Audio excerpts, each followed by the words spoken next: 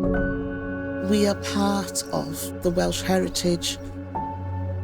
If they hadn't come when they were called, who knows what would have happened.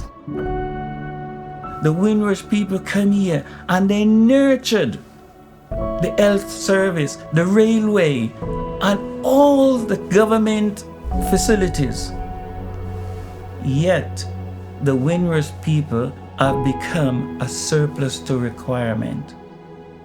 They had a shock when they came here as British citizens to be told that they didn't belong.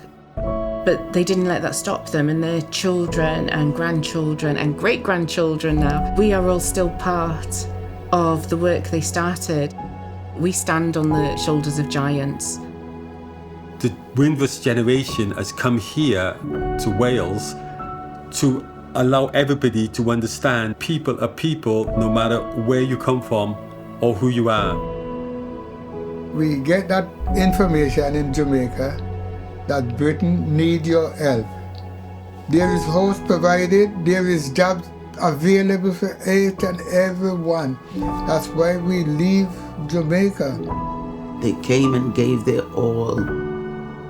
And thinking about how they've treated us, the government have treated the Windrush.